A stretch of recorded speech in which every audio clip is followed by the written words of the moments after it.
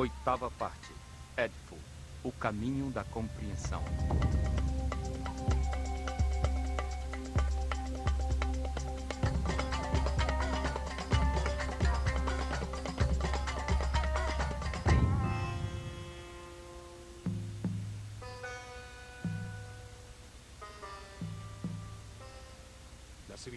A civilização egípcia, guiada pelos sacerdotes da escola de mistérios de O Olho de Horus, se baseava em uma crença fundamental, a de que o homem encarna diversas vezes para viver um processo de aperfeiçoamento que o leva de sua animalidade original à sabedoria e à imortalidade.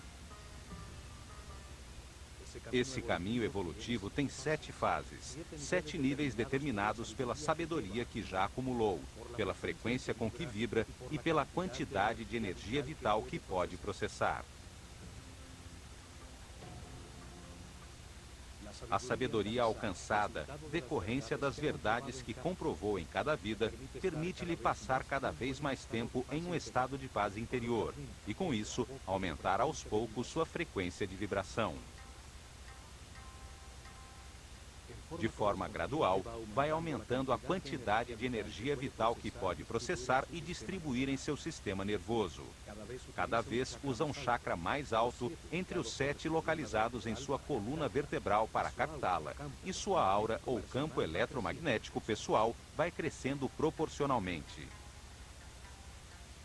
As circunstâncias que o homem vive, os processos pelos quais deve passar, com o objetivo de evoluir e de adquirir sabedoria, foram estabelecidos por Deus de forma perfeita.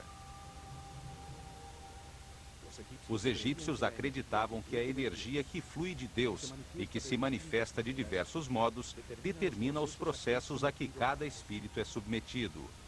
O universo seria como uma fábrica de consciências, submetida a uma série de processos lineares.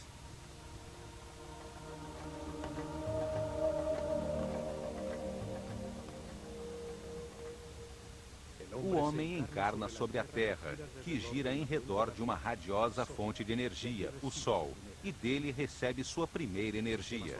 O Sistema Solar, por sua vez, gira em torno do Sol central da galáxia, outra fonte radiante de energia. Eles descobriram que durante este giro, que leva 25.920 anos, e ao qual chamaram de ano cósmico, o Sistema Solar recebe a energia de uma série de astros radiantes, que produzem diferentes campos de força. Dividiram esse percurso em 12 setores, 12 forças fundamentais que o planeta recebe nos 2.160 anos de cada travessia, cada um produzindo diferentes processos e circunstâncias que o homem deve viver e que são parte de uma linha de montagem da consciência.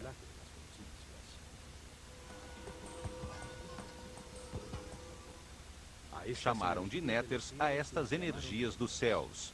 A cada uma das que iam identificando, davam um nome e uma figura simbólica. Assim, podiam reconhecer suas características e apresentar-lhes suas oferendas e referência. Em consequência, sua civilização estava orientada para os céus e seus processos coletivos eram determinados pelos astros. Os sacerdotes sabiam que quanto mais energia de um dos fogos do céu, de uma das estrelas ou constelações, o homem recebesse, mais benefícios teria.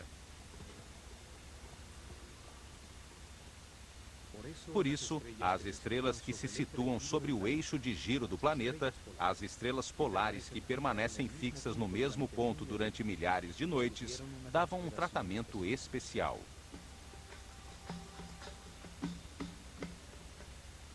Além disso, em uma época em que a noite era comparada à morte, ao perceber que tais estrelas apareciam sempre no mesmo lugar, sem circular pela abóbada celeste, o povo transformou-as no poder que reina na escuridão, força nefasta que trazia as mortes e as desgraças.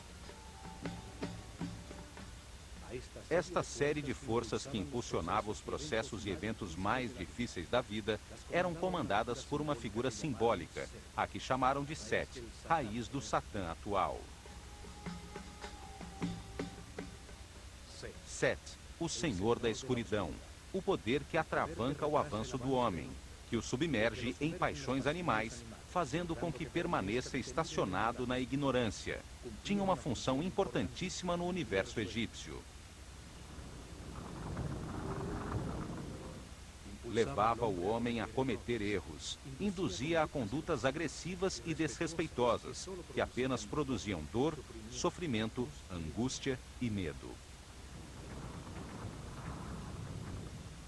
Os resultados destas condutas erradas angustiavam ao homem, trazendo sofrimento e impulsionando-o a procurar o caminho da paz e da felicidade. Compreendia que com seus atos agressivos para com os outros, somente estava se machucando. Então, mudava, e a força da luz iluminava sua consciência.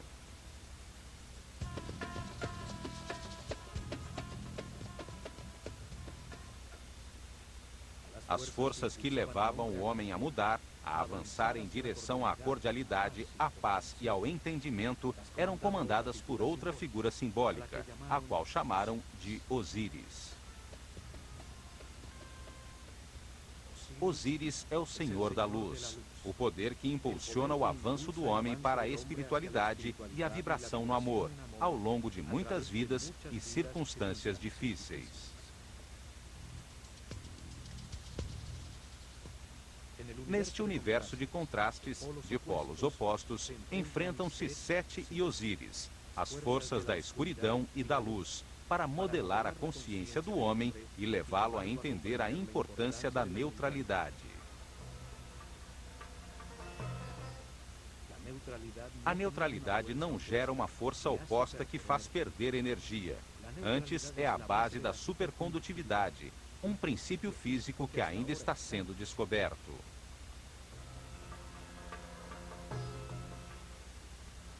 A neutralidade implica em respeitar os demais. Implica em ter consciência para não intervir nem impedir os seus processos do destino, as situações difíceis que o homem precisa viver para aprender.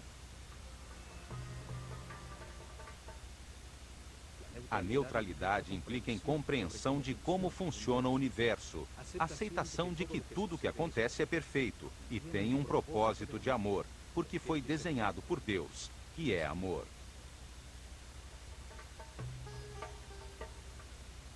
O ser humano atinge a neutralidade ao fim de seu giro de reencarnações, no momento que verificou na própria pele todas as verdades do universo, quando renasce em espírito e atinge a iluminação. Este momento é simbolizado por Horus, um falcão dourado que a tudo vê, tudo sabe, que voa sobre os contrastes e as limitações naturais do universo. Isso porque não apresenta resistência.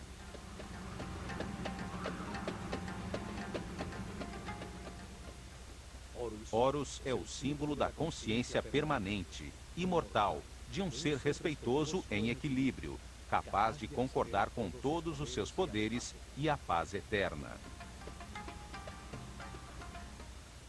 Este momento de equilíbrio é experimentado no planeta 4 dias por ano, os dias do equinócio de inverno e verão, quando o dia tem a mesma duração que a noite.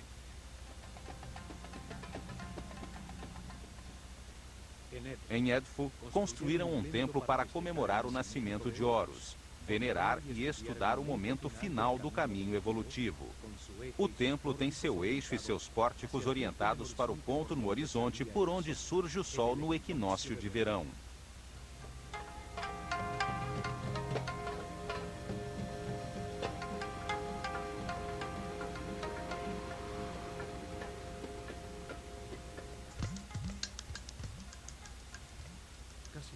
Quase todos os complexos religiosos egípcios tinham em seu interior 2 templos, 2 observatórios astronômicos, um solar e outro estelar, com seus eixos e pórticos orientados a 90 graus um do outro.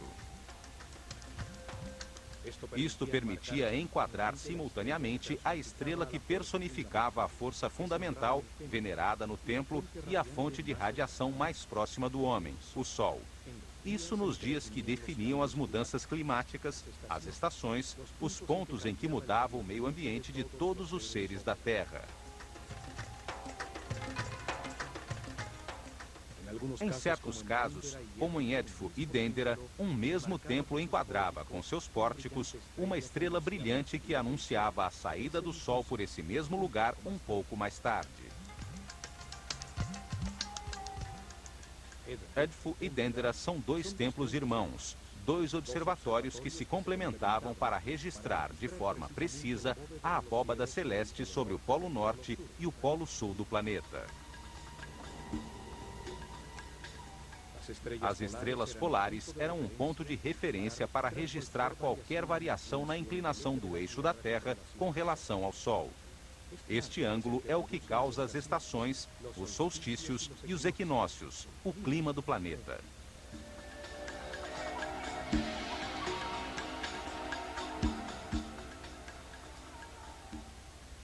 O estudo e registro destas estrelas fixas e sua relação com o Sol e com as outras estrelas era muito importante, pois qualquer variação em seu movimento habitual antecipava grandes mudanças na vida do homem.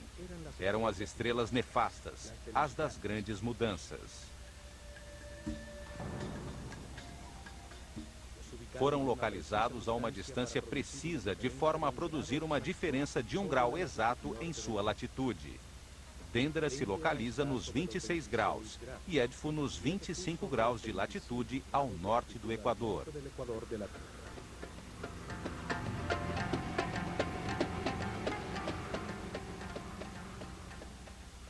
Assim, podiam registrar facilmente o movimento do sistema solar pela galáxia, o que era fundamental para os sacerdotes, pois determinava a passagem pelas diversas constelações, pelas energias fundamentais que determinam o caminho evolutivo do homem.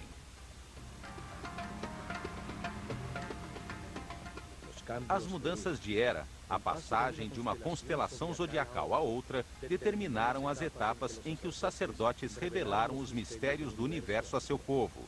Mudaram a localização de sua capital imperial e até os nomes de seus faraós.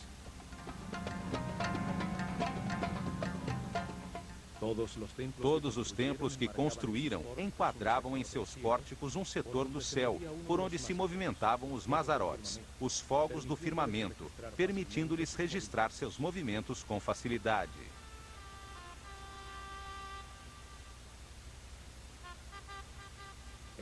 O templo de Horus em Edfu estava virado para o Polo Sul e enquadrava a estrela Canopus, enquanto que o templo de Hathor, em Dendera, enquadrava a estrela Alpha Draconis no Polo Norte. O templo de Horus em Edfu festejava seu nascimento no equinócio de verão, 3 meses depois. O templo de Hathor, em Dendera, festejava a renovação da vida, a fertilidade trazida pela inundação do Nilo no dia do solstício de verão.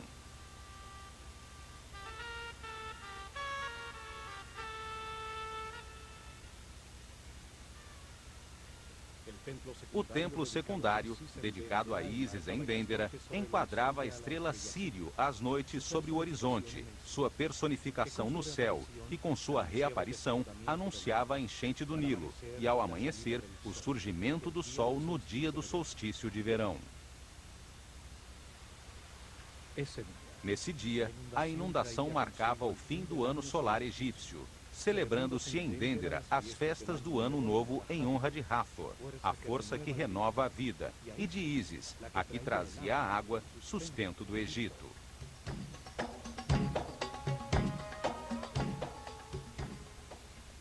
Três meses depois, o templo de Neftis em Edfu, do qual só existe a base, enquadrava o ponto do horizonte por onde aparecia a estrela Procyon, que anunciava o tempo de semear, e ao amanhecer, o surgimento do Sol no dia do equinócio de inverno.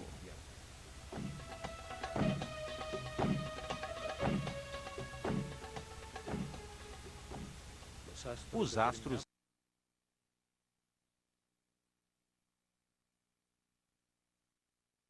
em 21 de abril, no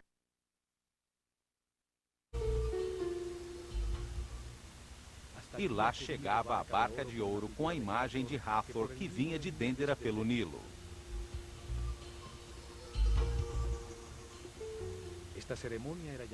Esta cerimônia era chamada de Festival do Belo Encontro, quando Hathor, a força da vida, festejava em Édifo a culminação do processo que ela havia iniciado.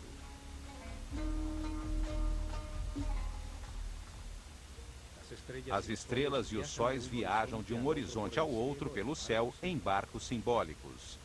As imagens que estas estrelas representavam, como Hathor ou outro dentro de barcas de ouro, em procissões pelo Nilo.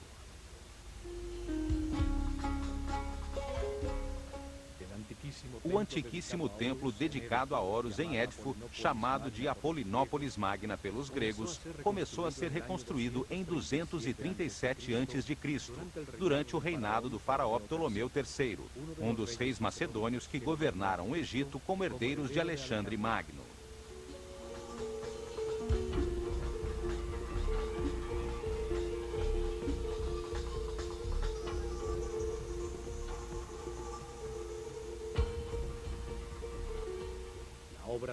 A obra durou 180 anos, terminando em 57.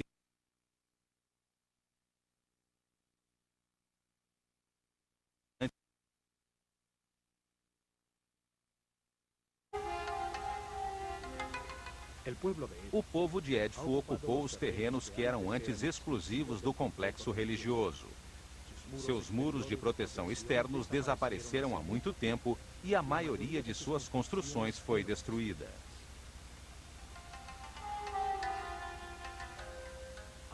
O templo principal, dedicado a Horus, o Falcão Dourado, permanece ainda intacto.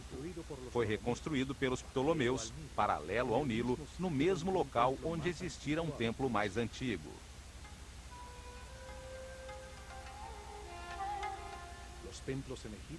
Os templos no Egito, que eram orientados para uma estrela em particular, só eram úteis por aproximadamente 300 anos, uma vez que o movimento do sistema solar em torno da galáxia tirava do foco a estrela objeto do registro.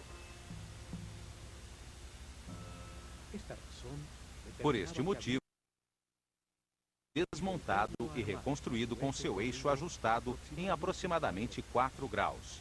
Por esta razão, são encontradas pedras marcadas por faraós anteriores nas bases dos novos templos. Era como girar o telescópio.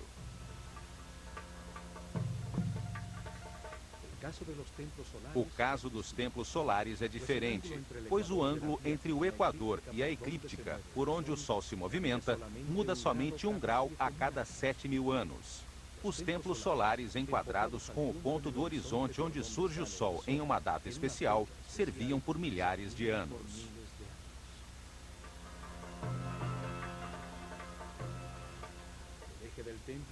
O eixo do templo está orientado para os 86,5 graus sudoeste. Ali, aos 26 graus sobre o horizonte, se localizava todas as noites, praticamente sobre o Polo Sul, a estrela Canopus, a segunda mais brilhante dos céus depois de Sírio.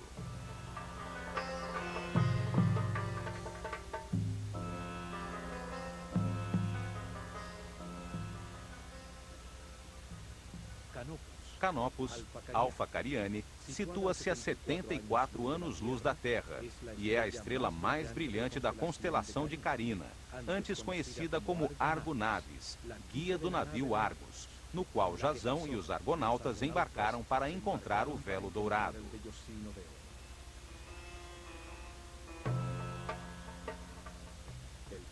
O pílono ou fachada do templo, com suas 2 grandes torres, enquadra a estrela do Polo Sul.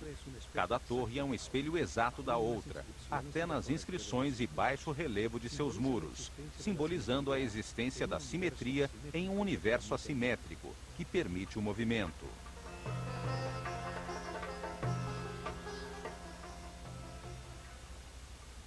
Na frente, a figura do faraó esgrime uma espada para os inimigos do Egito com um gesto ameaçador, em um símbolo recorrente desde a época de Nármer.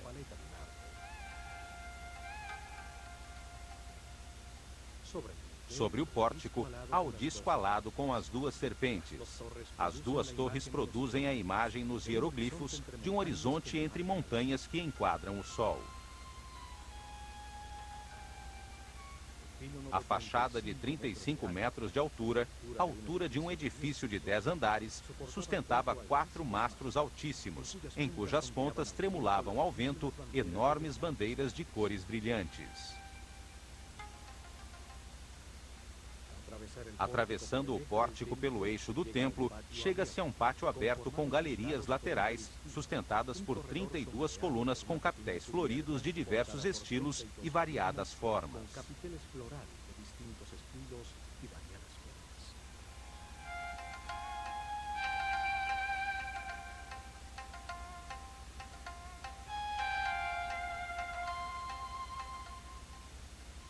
Na fachada interior do pílono, que se abre sobre o pátio interior, as imagens talhadas também estão dispostas simetricamente, como em um espelho, variando apenas as formas simbólicas sobre suas cabeças.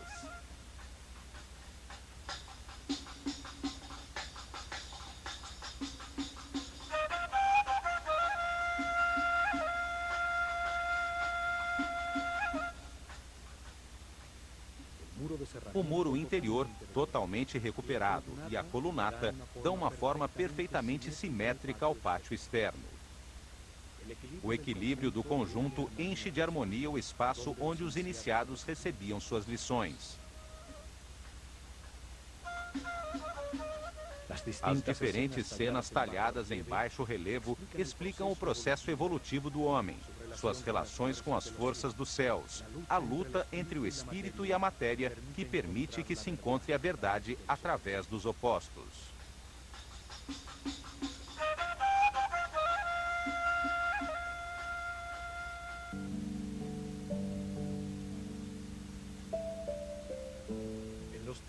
Nos tempos da Escola de Mistérios, existia um lindo jardim neste pátio, onde os iniciados faziam exercícios para constatar na própria pele as informações passadas pelos mestres.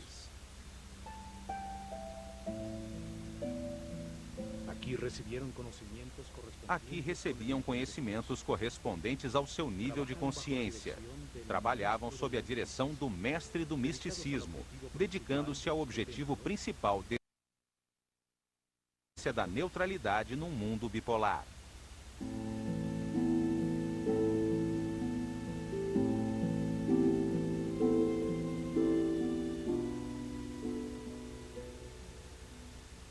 Provaram que podiam levar sua consciência individual até a consciência universal. Entenderam a necessidade de um universo de contrastes que produzisse vivências, situações e processos que permitissem uma decisão livre. Cada vida permite que se experimente um lugar diferente, uma família diferente, diferentes condições de saúde e riqueza, diversas situações nas quais se pode cometer erros diferentes.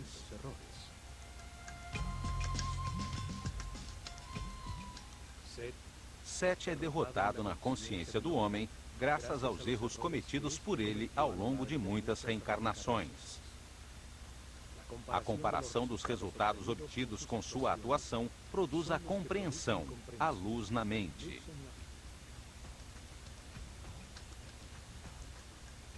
Experimentaram o princípio vital de outros seres e entenderam que existe somente uma grande consciência no universo. Isto foi verificado diante de uma das palmeiras no jardim da galeria, quando se concentravam nesta até sentir o vento em suas folhas. Descobriram que somente mediante a entrega total se realiza uma fusão com o exterior. O tempo para de existir, e sua consciência e a da planta se fundem em apenas uma, ocupando o mesmo espaço. O mestre lhes ensinou que qualquer concentração começa com um exercício intelectual, dirigindo-se a atenção para a planta e trazendo à mente tudo o que se conhece sobre ela. A razão clareia a mente, organiza, avalia, compara, analisa, até que se defina as características que transformam um ser em uma planta.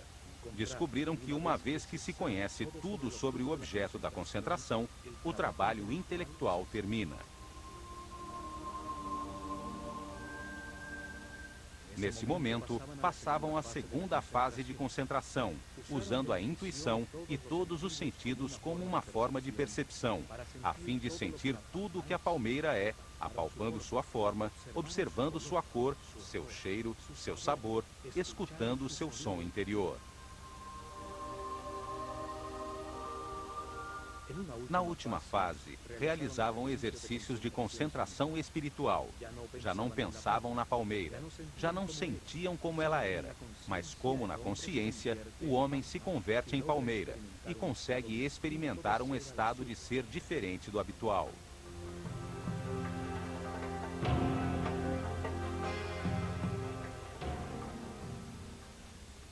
Nesse estado, o ego desaparecia e o iniciado se encontrava com o seu eu superior. O tempo desaparecia. O silêncio expandia a consciência. Os braços se transformavam em galhos e uma paz interior inundava o nada. Desta maneira, neste pátio, puderam aumentar sua energia vital, sua frequência de vibração, reunidos com outros companheiros que tinham um nível de consciência similar, que se encontravam num estágio parecido no reino das reencarnações. A fachada interior, desde o pátio até o templo, é muito parecida com a fachada principal do templo de Dendera. Os planos e o desenho são muito parecidos. Os dois templos foram reconstruídos seguindo os planos de Imhotep, o arquiteto que construiu a pirâmide escalonada de Saqqara. O muro entre as colunas filtra a luz, permitindo que apenas um pouco desta entre no templo por sua parte superior aberta, facilitando a penumbra interior para a observação das estrelas. Duas grandes estátuas de Horus, como falcão, com a dupla coroa do Egito, marcavam a entrada ao salão chamado de Salão da Vida. Hoje só resta uma das estátuas de granito. Ao entrar no grande salão que os egípcios chamavam de Casa da Vida, sente-se uma mudança de temperatura imediata. Respira-se a paz nesse ambiente. 12 colunas impressionantes sustentam um elevado teto que nunca pôde ser decorado.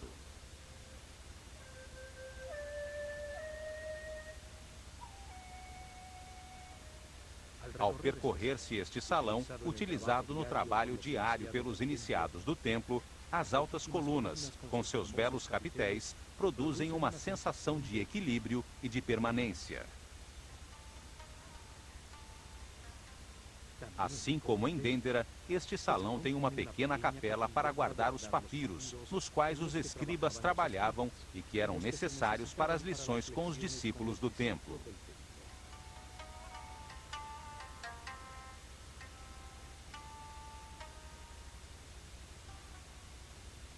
Os egípcios chamavam de Kabet, ou tempo da sombra escura, ao primeiro nível do caminho evolutivo, quando o homem é praticamente um animal, um desalmado sem sentimentos, sujeito a paixões descontroladas e às reações automáticas de seus instintos.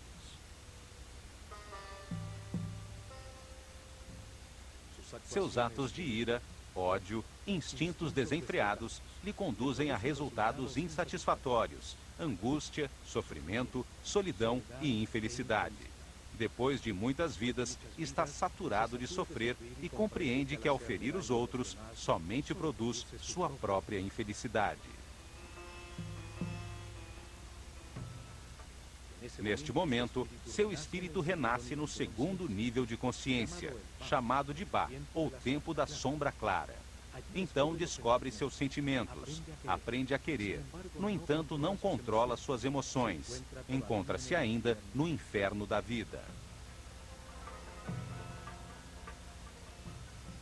Ao ascender ao terceiro nível, chamado de tempo do coração que respira, O pêndulo o leva ao extremo oposto. Transforma-se em um ser bom que vive preocupado com os outros, tentando resolver os problemas deles e fazendo-os evitar as situações dolorosas da vida. Também não consegue ser feliz, pois sua paz depende de outras pessoas. No entanto, não as respeita. Quer mudar a vida dos outros conforme ele acredita que deveriam viver.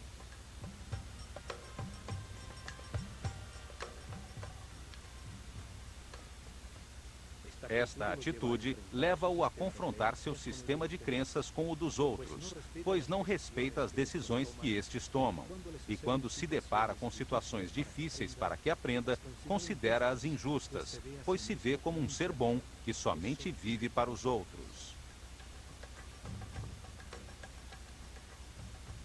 Atravessando a porta do fundo, chega-se ao Salão das Aparições, assim chamado porque nele via-se, da penumbra de seu santuário, a brilhante estátua de Horus dentro de sua barca de ouro, usada nas procissões e cerimônias.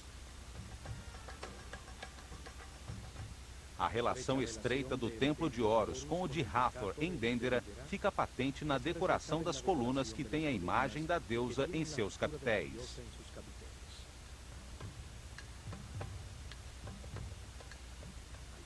Do lado esquerdo está o salão de recepção das oferendas do povo, com sua porta externa, e o salão onde se armazenava e se preparava o incenso.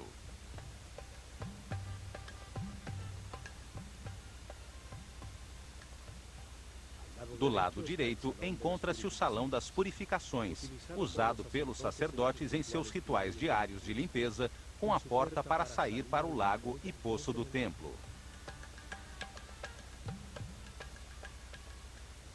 Os sacerdotes escolhiam seus discípulos entre os seres que manifestavam maior respeito pelos outros, maior sensibilidade, os que demonstravam ter, no mínimo, um terceiro nível de consciência. Forneciam-lhes informações e a forma de verificá-las pessoalmente. Eram guiados para que aprendessem a elevar seu nível de vibração. O trabalho começava pelo controle dos instintos, do medo da morte, do instinto de defesa e agressão.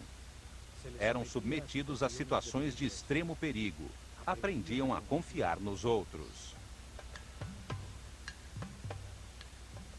Anos depois, o trabalho deles era controlar as emoções, os desejos e os prazeres. Compreender que o corpo é igual ao universo, só que em outra proporção. Para isso, passavam por templos como o de Kon Ombo, Philae, Der El-Bahri e Luxor. Chegavam então ao quarto nível de consciência, chamado de Sekken, onde com outros seres nascidos nesse nível eram dirigidos pelo mestre das medidas. Este lhes ensinava como o nome e o número determinam a forma de tudo que existe.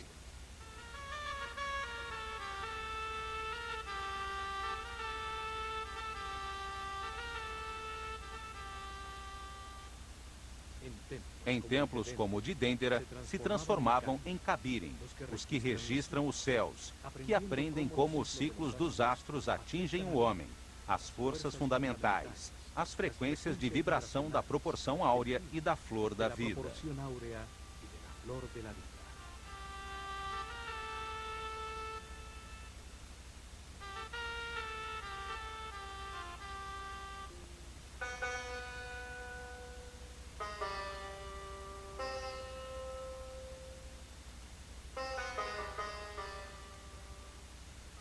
Depois do Salão das Aparições está o Corredor das Escadas, que tem um esquema exatamente igual ao de Dendera. Uma escada em caracol à direita e uma comprida escada reta junto à parede externa que levam ao terraço.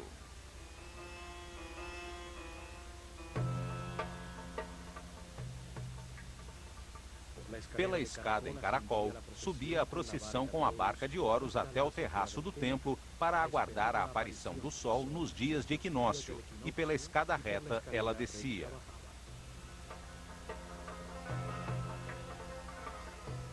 Durante milhares de anos, registravam às noites os movimentos de Canopus, a estrela sobre o polo.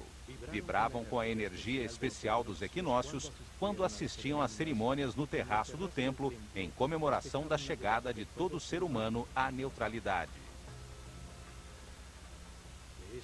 Deste salão em diante, já não podiam entrar os discípulos. Somente os sacerdotes de Horus atravessavam o corredor exterior e chegavam ao salão da Barca de Ouro, onde guardavam o santuário portátil usado nas procissões.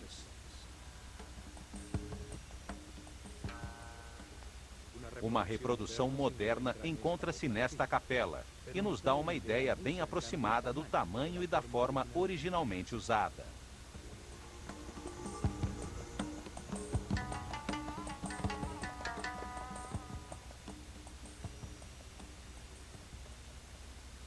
A antecâmara das oferendas também se comunica com a chamada Capela Pura, um espaço aberto onde as imagens simbólicas das forças fundamentais do universo eram expostas aos raios de sol para que renovassem sua energia.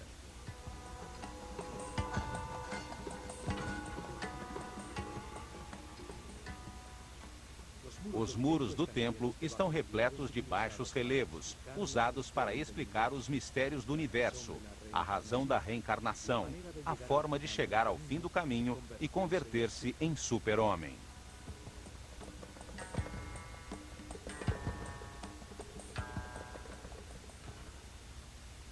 Neste mural, o faraó Ptolomeu IV, cercado por um sicamoro, a árvore da vida e outro símbolo de Hathor, recebe de Horus a palma com a lista da sua vida, as lições que deve viver em muitas reencarnações até atingir a iluminação.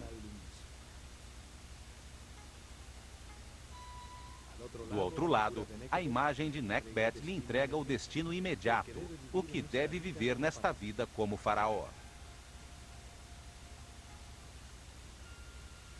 A civilização egípcia estava baseada na reencarnação como processo de aquisição e verificação pessoal das verdades do universo. O espírito do homem encarna para aprender com os resultados de suas decisões, transformando-se, aos poucos, em um ser flexível, sábio, até não ter mais nada a aprender nesta escala do universo e iluminar-se.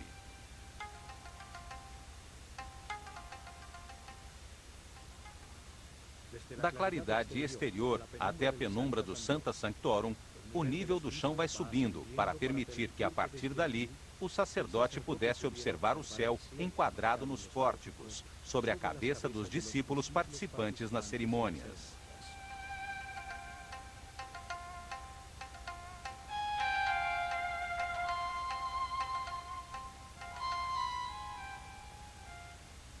O santuário é um lugar independente dentro do edifício do templo. Os raios de sol entram do alto por uma das janelas redondas no teto, iluminando os coloridos muros de outrora.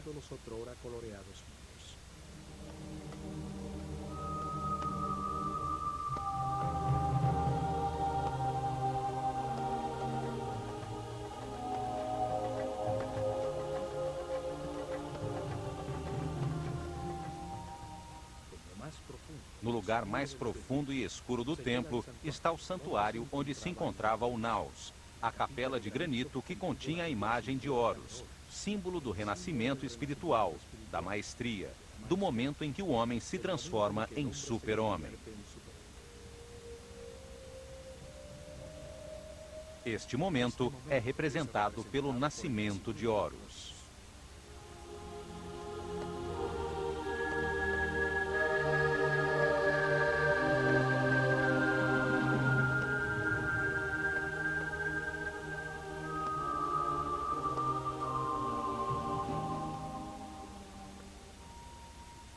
Aqui, do outro lado do santuário, encontram-se cenas talhadas que fazem referência ao momento da iluminação.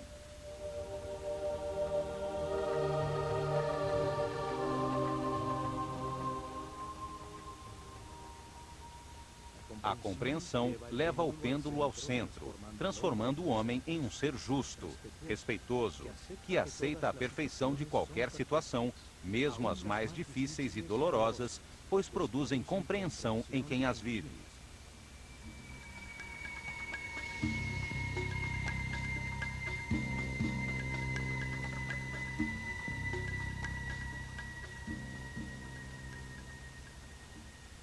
O mal se converte em bom, o bom em justo, e por último, o justo em sábio.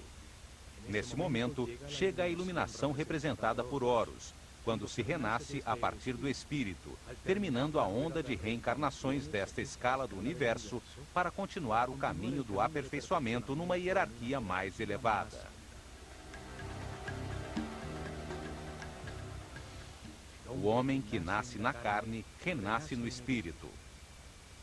Assim termina sua transformação da animalidade original à espiritualidade eterna, de sua consciência temporária à consciência permanente, da mortalidade à imortalidade.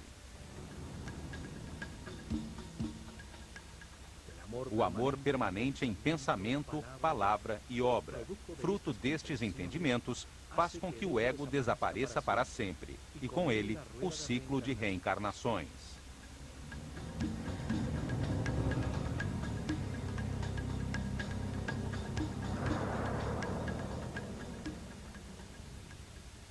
Em volta do santuário, encontra-se uma série de capelas dedicadas às forças e princípios fundamentais que intervêm no processo evolutivo da consciência.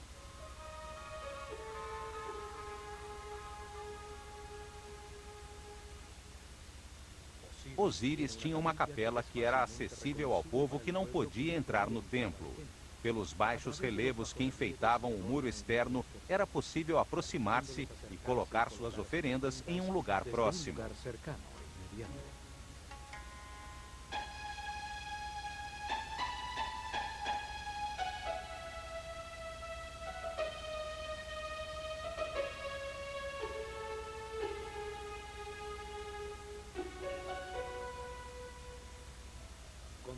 Khonsu tem outra capela. É o filho de Mut, a característica feminina do Deus único, e de Amon-Ra, a característica masculina. Sua união cria a consciência do homem. Khonsu é o nome que davam a uma consciência recém-nascida quando começa o seu percurso evolutivo.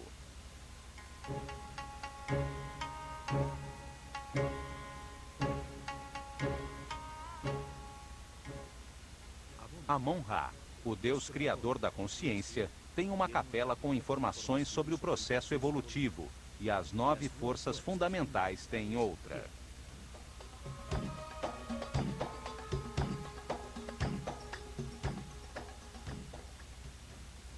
A capela central é dedicada a Horus. Em seus muros, encontra-se o conhecimento adquirido sobre o significado da iluminação como o momento final desta escala na realidade.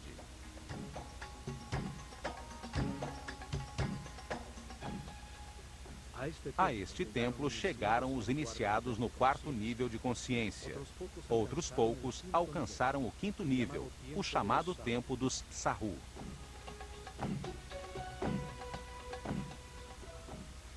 Aqui receberam informações sobre a meta do caminho de reencarnações e compreenderam o significado da neutralidade.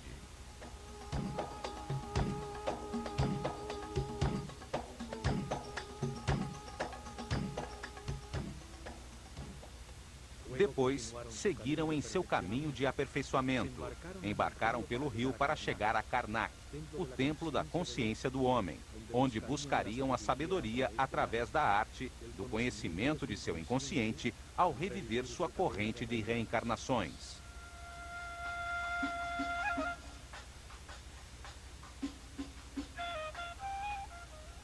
Foram vibrando em amor, certos de que, como todos os homens, algum dia renasceriam espiritualmente e chegariam à iluminação, abrindo a porta para a escala seguinte do universo.